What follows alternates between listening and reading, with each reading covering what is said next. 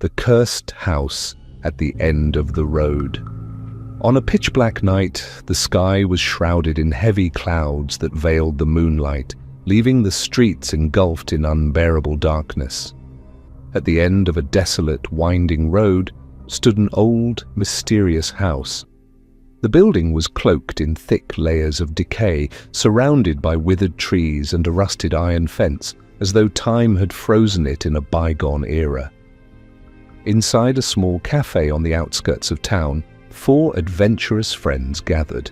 Jack, the bold young man unafraid of danger; Ethan, the intellectual with a love for legends; Clara, the clever one who didn't shy away from the unknown; and their cheerful friend Lucy, who always brought a sense of light-heartedness to their adventures.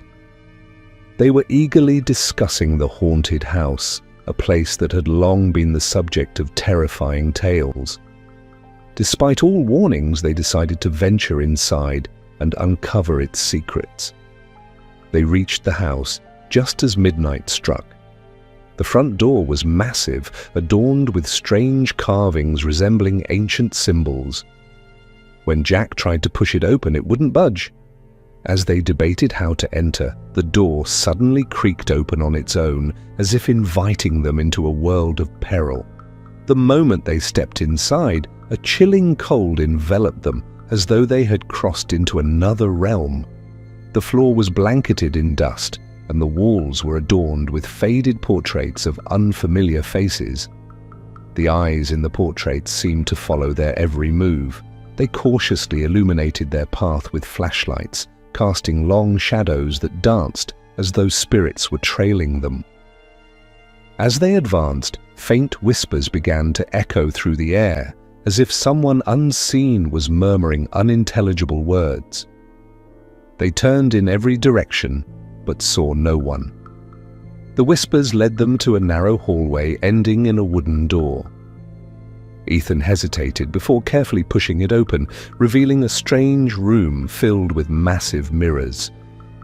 Their reflections appeared distorted, moving out of sync with their actual motions. Lucy approached one of the mirrors and screamed as a pale face of a man emerged from within the glass. She stumbled back in terror, and the mirrors began to tremble and emit sharp, jarring sounds, as if on the verge of shattering. Suddenly the door behind them slammed shut, and glowing symbols, resembling ancient script, appeared on the walls. Each of them began seeing eerie visions. Jack saw himself alone in a dark room. Ethan glimpsed a mysterious man in a black cloak holding an ominous book, and Clara felt as though she was being pulled into the mirror. Meanwhile, Lucy heard a chilling whisper saying, "You are here because you chose to be." Amidst the shifting shadows, a tall figure materialized, a man with white hair and glowing eyes like embers. In a deep, foreboding voice, he said, "I am Edward, master of this place. For decades I have waited for those bold enough to enter, but now that you are here, you will never leave." Jack mustered the courage to reply, "We didn't come to harm you. We're just exploring." Edward let out a sinister laugh. "Curiosity always comes at a price. This house is not meant for the weak." As they attempted to escape, the room began to shift. The walls morphed into crawling creatures, and the floor rippled beneath their feet like waves. Ghostly figures appeared in every corner, whispering in disjointed voices. Each time they tried to retreat, the doors vanished. Amid the chaos, Clara noticed an unfamiliar symbol etched into the floor. Trembling, she read the words aloud, "Fire is the only salvation." Instantly, flames erupted all around, devouring everything in their path. The trapped spirits let out agonizing screams, as if finally being freed from an eternal curse. The friends bolted toward the exit with every ounce of strength, narrowly dodging the raging inferno. When they finally stumbled outside, they turned to see the house collapsing into a blazing inferno. But before it was entirely consumed, Edward appeared briefly among the flames, his wicked smile piercing the night. He whispered, "This isn't the end." The house vanished, leaving behind only ashes. Yet the friends knew their ordeal was far from over. From that night on, nightmares plagued their sleep, and the whispers of the house followed them wherever they went. They realized that some doors should never be opened, and that mystery is often safest when left undisturbed in the dark.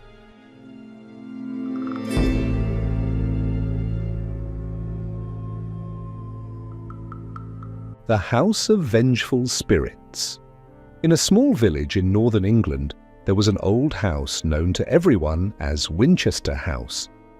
Built in the 18th century, it was surrounded by stone walls and rusty gates, its gardens having turned into a small abandoned forest. Villagers whispered about strange noises and disappearances tied to the place, but no one dared approach it after sunset.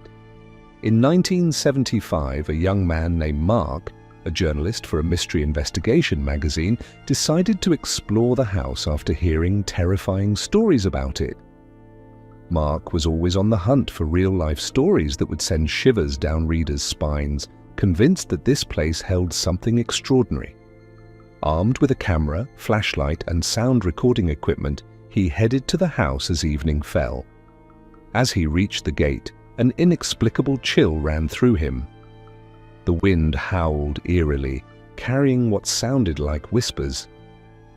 He approached the main door, made of weathered wood and covered in strange carvings resembling ancient symbols. He cautiously pushed the door, which opened with a loud creak, almost like a scream. Inside, darkness engulfed the place, and the air was suffocating, a mix of mold and old blood. The walls were lined with peeling wallpaper, marked by what looked like claw scratches. As Mark attempted to set up his equipment, he noticed his camera malfunctioning oddly, emitting unfamiliar noises. As he wandered through the ground floor, faint footsteps echoed from a distance, as though someone was approaching. Trying to ignore the sound, he pressed on, only to hear a child's laughter coming from upstairs. Despite his fear, he decided to investigate. Upstairs, he found an old children's room. Broken dolls were scattered everywhere, and the walls were covered in drawings of distorted faces. As he examined the room, one of the dolls began to move slowly toward him. Frozen in terror, he attempted to flee, but the door slammed shut behind him. As he struggled to open the door, the room began to change. The walls started bleeding a crimson liquid, and the cries of women and children filled the air. Amid the chaos, a woman appeared, wearing a torn dress with her long hair concealing her face. She pointed at him, as if accusing him of something. Mark backed away in fear, only to bump into something. Turning around, he saw a pale-faced child with pitch-black eyes staring at him. The child spoke in a low voice. "You're just like them. You'll never leave." Mark gathered his strength and charged at the door, trying to break it down, but a cold hand gripped his shoulder. He turned to see the woman again, now even closer. Her face was grotesquely deformed, her eyes entirely black. She let out a piercing scream so loud that his ears began to bleed, and he blacked out. When he awoke, he found himself outside, in the house's overgrown garden, unable to remember how he got there. His hands were covered in blood, and his camera was filled with pictures he didn't recall taking. Every photo showed the woman and the child, with Mark in the background, as though he had been watched the entire time. Mark returned home, desperately trying to forget what had happened, but strange things began to occur. He heard whispers at night and saw shadows moving across his apartment. One night, he woke to find a message written on his bedroom mirror. "You can't escape. We're with you." A few weeks later, Mark disappeared without a trace. His apartment remained untouched, filled with strange photos and documents suggesting he had planned to return to Winchester House. To this day, his disappearance remains a mystery, and the house stands as a symbol of unending terror. Villagers still warn outsiders to stay away, believing that the spirits within the house are still searching for new victims.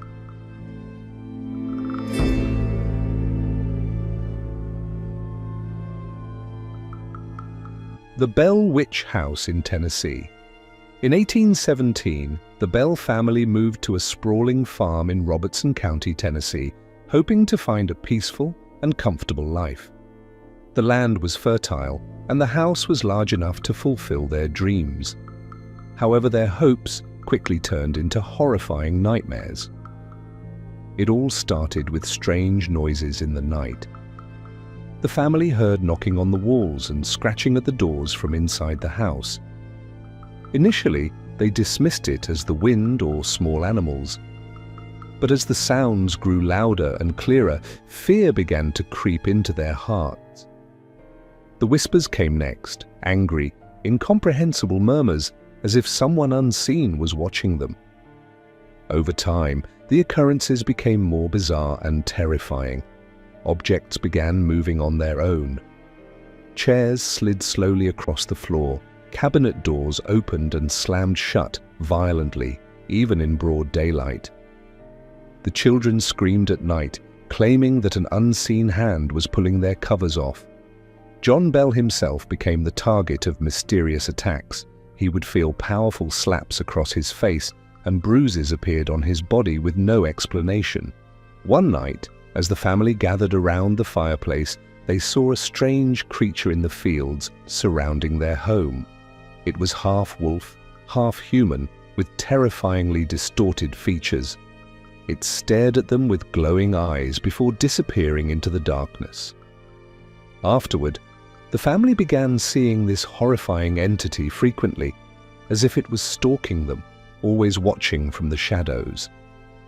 Eventually, the entity revealed itself in a more horrifying way. The family began to hear a clear voice that identified itself. "I am the witch, Kate. I have come to torment you, and I will never leave." The voice was deep and menacing, filling the house with unspeakable dread. The witch didn't limit herself to threats. She began manifesting physically. One night, John Bell's daughter woke up to find a pale woman with empty, lifeless eyes and long, tangled hair standing beside her bed. When she tried to scream, the woman vanished, leaving a black handprint on the wall. Attempts to rid the house of the witch failed miserably. Clergymen visited the home, reciting every prayer and hymn they could think of, but the witch only mocked them with sinister laughter. On some occasions, they found themselves trapped in rooms and their candles extinguished by an unseen force, leaving them in complete darkness.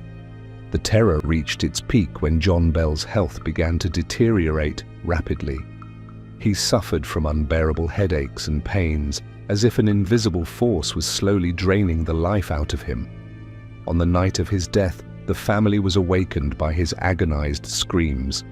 When they rushed to his room, they found him lifeless in his bed, with a bottle of black, mysterious liquid next to him.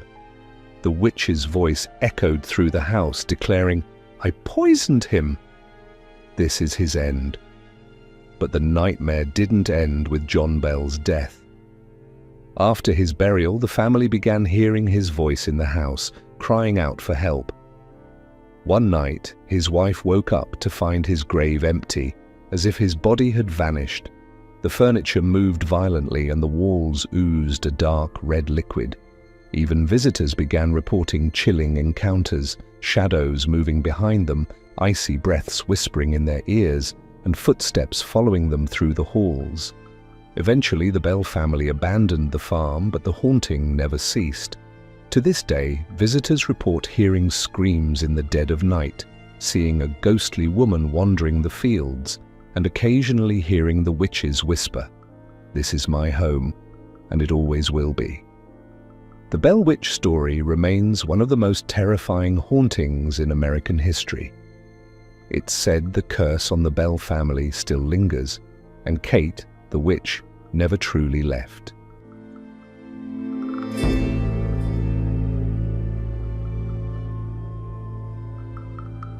The Gateway of Ghosts. The Baron Empane Palace, that legendary building standing tall in Heliopolis, Cairo, is not just an astonishing architectural masterpiece, but also a chest full of terrifying stories and legends that provoke awe and fear. Built in 1911 by the Belgian millionaire Baron Edouard Empane, the palace was inspired by Hindu architecture and designed so that its balconies would remain illuminated throughout the day. Yet behind its apparent beauty lies dark secrets and tales of ghosts that never leave the palace at night. The Baron Palace was designed in an unconventional manner, as it is said that the Baron was obsessed with incorporating innovation into everything. Constructed from reinforced concrete, the palace featured a circular tower that rotated to provide a panoramic view of the surrounding area. This tower, once considered a symbol of modernity, later became the center of rumors and legends surrounding the palace. Additionally, the palace is connected to a secret tunnel leading to the nearby Basilica Church, where the Baron was buried after his death. This tunnel, which added to the palace's mystery, raised questions about its real purposes, with tales emerging about its connection to magical rituals and secrets known only to the Baron.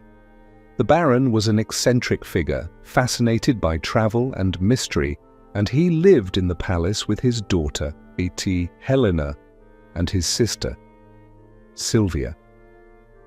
It is said that the Baron had an interest in spiritualism and conducted seances in the palace with prominent figures of the time. These seances fueled rumors that he had opened portals to other realms, which might have been the cause of the paranormal activities that still haunt the palace today. The eerie events began with the mysterious death of the Baron's sister, Sylvia. It was said that she fell from the palace's balcony, which the Baron had reportedly designed in such a way that made it impossible to see from the inside out. While some accounts suggest her fall was an accident, others insist it was the result of a hidden force that pushed her, perhaps linked to the seances conducted by the Baron. The tragedies didn't stop there. It's claimed that the Baron's daughter, Helena, who suffered from a mental illness, used to hear strange voices inside the palace. One day, she was found dead in the elevator under mysterious circumstances. The elevator itself became a source of terror, as staff members reported it moving on its own at night, with screams echoing from it despite no one being inside. Over time, the strange activities in the palace intensified, making it a source of fear for the surrounding neighborhood. Reports include mysterious sounds heard at night, such as screams and cries for help, shadowy figures moving inside the palace and on its balconies, particularly the apparition of a woman believed to be the Baron's sister. Unexplained movements of furniture, and windows and doors opening and closing on their own. Some visitors even described seeing a lady in a long white dress standing at the windows, gazing outside. According to old accounts, the Baron used to hold seances in the palace, which were believed to have opened portals to the spirit world. These seances, which continued even after the Baron's death, are thought to be the primary reason for the ghosts and paranormal activities reported in the palace. Despite numerous attempts to renovate the palace and transform it into a tourist attraction, workers faced inexplicable incidents. One of the most famous cases involved a guard who claimed to see shadows moving toward him, followed by a cold hand gripping his shoulder, leaving him alone in the darkness.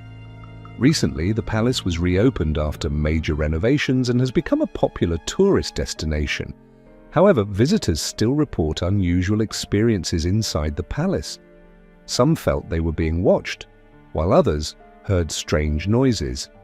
The palace remains a symbol of mystery and horror in Egypt, holding secrets within its walls that have yet to be uncovered. The Baron Palace is not just a historical structure, it's a treasure chest filled with terrifying tales and enigmatic legends. Are they truths or simply stories woven over time?